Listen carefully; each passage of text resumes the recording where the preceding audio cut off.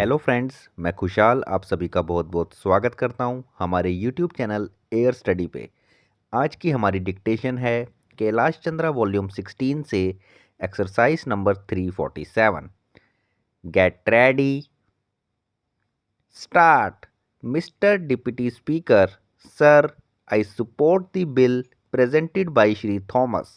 I belong to the rural area and therefore, without going very deep into the constitutional intricacies, I would like to cite an example which would make it very clear as to what will happen to the country if we do not pass this bill.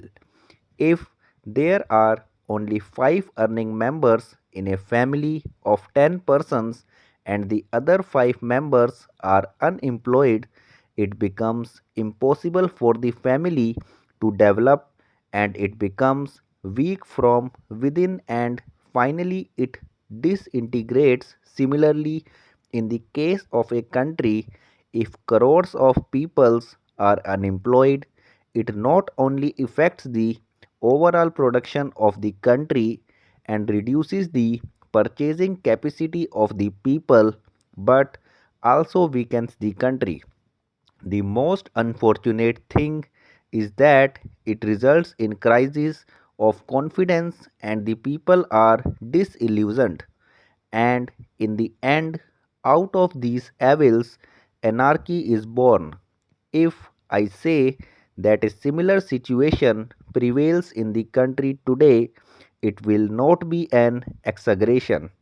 In 1951, the number of unemployed people was about 51 or 52 lakhs. This figure increased to 280 lakhs in 1986 to 87, and at present it is 4 crores. And these figures are only of those who have registered themselves with the employment exchanges. Apart from them, there are crores of educated and illiterate people who are unemployed. Even if they are employed, it is on a part time basis, and if they are engaged on full time job, they are underemployed, as a result of which considerable amount of labor potential is being wasted and consequently our country is being weakened from within. We may have a shining exterior, but the country is decaying from within.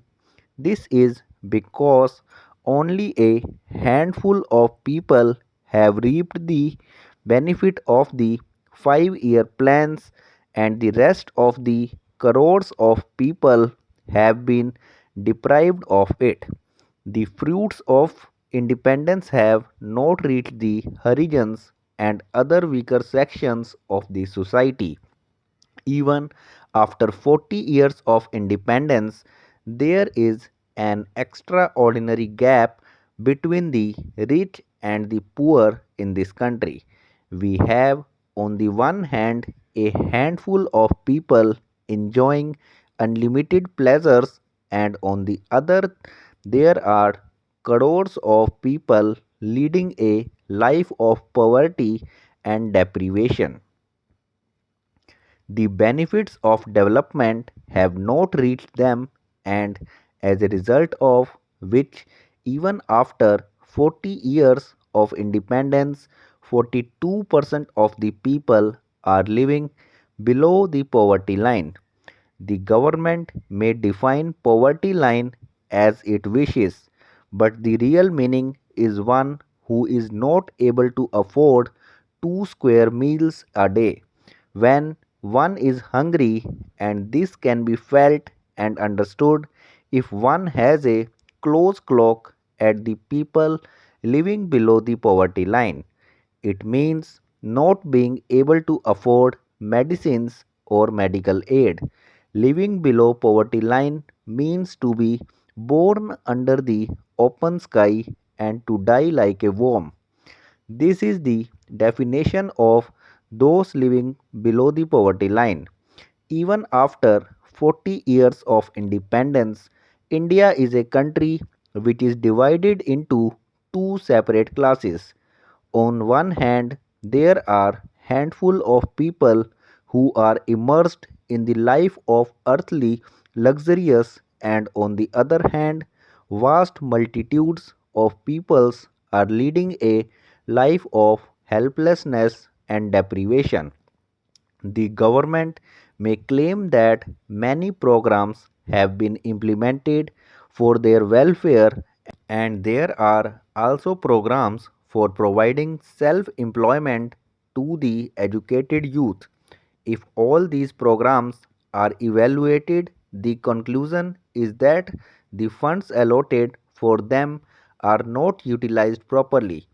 You expect that a certain number of people would get employment opportunities by the aforesaid programs, but the results achieved are not to the desired extent.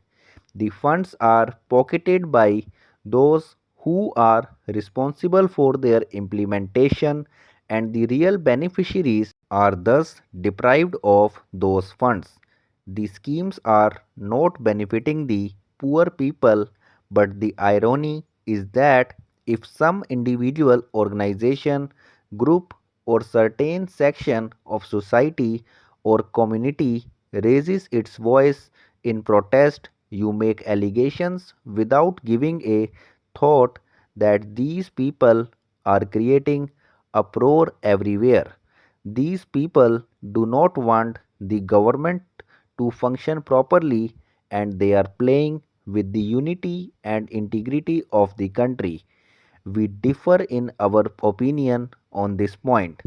We think protesting against evil is a threat to the unity and integrity of the country, and on the contrary, we think that it protects the unity and the integrity. A country does not disintegrate when it struggles against, but it disintegrates when it nourishes it. Hence, if evil is protected and nourished, it will certainly increase poverty and helplessness of the people, and they will never be able to overcome their improvement, and they will be disillusioned. And when people are in despair, no power in this world can save the country from disintegration. Thanks for watching this video.